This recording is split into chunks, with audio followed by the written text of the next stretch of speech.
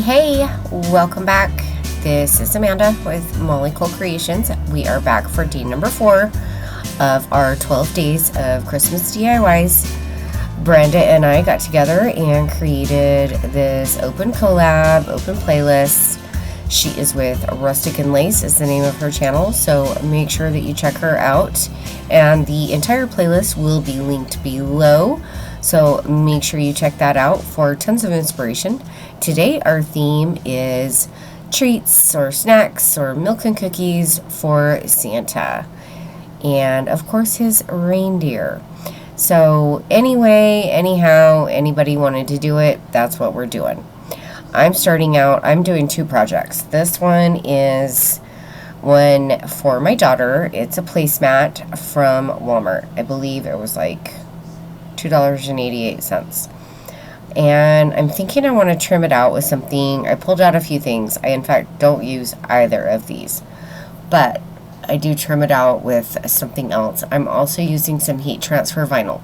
Now, this is a good thing for someone who doesn't have a lot of space. She won't have to store a tray or even really a plate. She lives in a small apartment. She doesn't have a ton of room. So we're going to pop over into Cricut Design Space. I'm grabbing a shape. I measured out the space that I have, the usable space of the placemat. And I am just typing in those dimensions. This is just for visual purposes and to help with placement for me. And I did a couple of searches. If you can see on your screen, there are like 10,000 things to choose from. So then I kind of tried to narrow it down a little bit. I had something specific I was looking for because I didn't want to use multiple colors of vinyl. Y'all, I am not down for that today. So then I remembered Cricut Design Space has this option to search image sets.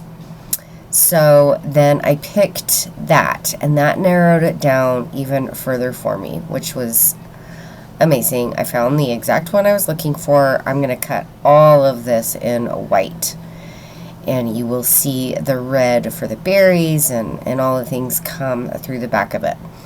Now, I don't have a long mat right now, like a 12 by 24 mat. And so I have to contour out part of this design. It's a little bit too large for the placemat. So I did have an extra step here that if you had a 12 by 24 mat, you wouldn't even need to bother with. You could have just cut this out just fine. So I did duplicate it, and I'm contouring out that last little block. This is carrots. And then I'm also contouring out the Santa. And then on the other one, I'm contouring the rest of it. So, as I said, this was an extra step that I had to do that is unnecessary if you have a mat that is 12 by 24. And then after that, I'm just kind of lining them up. That is unnecessary because I just go to make it. I do mirror. Don't forget to mirror when you're using heat transfer vinyl. And while those are cutting, I remembered about my new snowflake ribbon that I used for my towel in, was it the last video or the video before? Anyways, I remember that I had that, so that's what I'm going to do. I'm going to use that same fabric tack glue and glue on these snowflakes only on the top and the bottom. I'm not doing it on the sides, just to give it kind of just a little bit of extra. I gotta be extra. So that's super simple. It just takes a little bit of time, but there's really nothing to it. And once that is done, I've got all of it weeded. I weeded everything off camera. And it took me a minute to line it up, again, because I did contour it out and cut it separately. Had you cut this all in one piece, lickety-split, you would have been done. But I had to kind of align things and make sure that I had it going. I actually looked up the heat guide, which I am known to not do, and then I scorch my iron on, or I don't know. But anyways, so I did look it up. I am using my Cricut Easy Press for most of this. And I think it said like 30 seconds, so I did half, and then I did the other half. And it wasn't quite laying down just yet. But it didn't say for a cool peel, so I don't know. I just decided to leave it. I did the other side. And then for the top, like the little letters, I used my like mini press. It's the I think that's all it's called. Just a mini press. You'll see it here in a second. And I accidentally cut that S, so I am doing a little bit of surgery on it, but it turns out okay. I cut it because the vinyl was white and I couldn't see it and it was on the edge, so that was just stupid. But anyways, as you can see, everything is looking super good. It's all laying down really nicely. I'm giving it just a last bit of heat with this mini, and this is super easy to weed because it is heat transfer. I wouldn't have even attempted it with regular vinyl because of the very bottom, those little tiny letters, in case you get thirsty, or for the reindeer, like that would have been a nightmare on regular vinyl. But because it's heat transfer, it really was pretty quick and simple. I didn't really have any mishaps other than my own doing when I cut the S in half. And then I did see a couple of pieces lifting, so I just stuck that back on and gave it just a little bit of extra heat. I don't imagine this is going to get washed, and it's only going to be used for a night, right? But look how cute. And she can roll it up. I just rolled it up and put just a stray piece of ribbon I had laying around, and she's going to get to do cookies and milk this year. Now, this is for us. My kids are super excited. This is a Chalk Couture project. And it came with the tray. It came with the stencil. It also came with some samples. I'm not using the samples only because I have the jars in those same colors. So, no reason to open the little packet. And I am just getting that all opened up. I am kind of measuring just to make sure that I have it aligned and centered properly. And I mean, it's all set up for you, so it's pretty simple.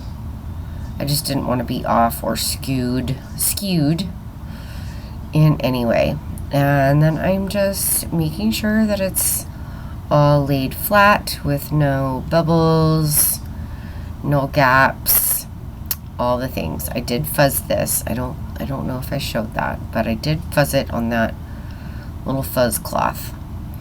I'm starting out with the red in Dear Sienna, and I'm doing like the little flourishes, and then I'm also going to do the red for the little banners below the wreaths.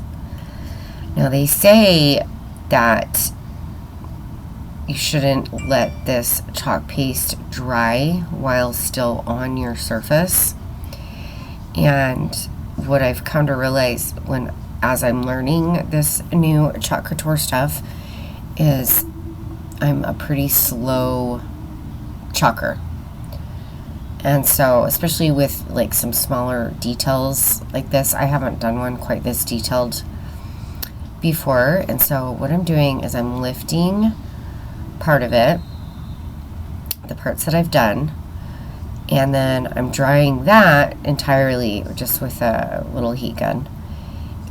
And then I'll lay that part back down, but not completely secure, so that I can finish my project. And I do that over and over throughout, depending on what I'm working on, what side of the board I'm working on, or what color I'm working on. And then that way it doesn't dry to the board. I did notice a couple of times throughout this project that I did let it sit too long, and I could tell a difference. The color isn't as bright or vibrant because it comes off with the silk screen when you pull it up, and you don't want that. So anyways, I'm using this little detail, I think they call it a detail tool, I don't know, because I want to do the berries in red and then do the actual wreath in green. So I'm going to use this detail tool for all those little tiny berries. The chalk paste that I'm using is, I believe it's called Cherry. And so you can see here, it looks kind of weird, but I wanted to pull it up and dry what I had done. Those little detail things take, or they at least take me a long time. It's easier to do like a big chunk of something. And I'm just kind of pushing it back down, pressing it back down, I guess, to make sure it's tight again. I'm doing this lettering in black and the little stars or diamond elements around it in black as well. Thought about maybe doing that in gold, but I don't know. I went with black, so that's what I did. And so I did the middle, and then I'm doing kind of the left side of the stencil, and then I'm going to pull it up and dry it, and then do the rest. Because I just keep getting nervous that I'm letting it dry too long. I don't know how long is too long. I'm just not experienced enough to know. But I did get the green on this side of the wreath. And look how cute it's already looking, you guys. Holy cow. It's already adorable. We're not even done yet. So just putting a little bit of heat on it so I don't smear it either. It does dry pretty quickly, but when you're kind of in a time crunch, the little heat gun helps. The color green that I am using is called Pesto, if anyone is at all interested in that. And then I'm just going to work on the other side of this, again doing the little stars and snowflakes and diamonds in the black and the wreath in the green, the pesto. And I think this is really fun because all three wreaths are just slightly different leaves, and the berries are set up a little bit differently. Oh. Sorry, I had to sneeze. I got hit with the ick, y'all, the winter ick the other day, and I am fighting it like nobody's business. Nobody got time to be sick. Nobody. So you'll have to excuse my sneeziness. Sorry. Anyways, moving on. I'm just finishing up the berries on this one, and then I'm going to finish up the green in the middle. But I wanted to get that one side pulled up so that it didn't set for too long.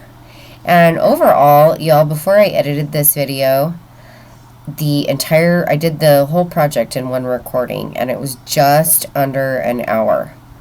So, I mean, this really didn't take that long in my mind, considering how long it would have taken me to set this up in Cricut Design Space. Even if I had used like an image that was already in, I would have had to size it, I would have had to cut it, I would have had to weed it. I either would have had to weed it in several different colors if I wanted all these colors, or I would have had to stencil it. So to my mind, this was an hour's worth of work, and we are done. And I'm sorry, it is adorable. I didn't show you how I did the handles, but it was just as simple as that screwdriver that I showed you. Now, probably this isn't food safe. I don't know. I'm assuming it's not, but we have little ramekins that we can put around and set up our little cookies and a glass of milk and, of course, some carrots for the very cute little reindeer.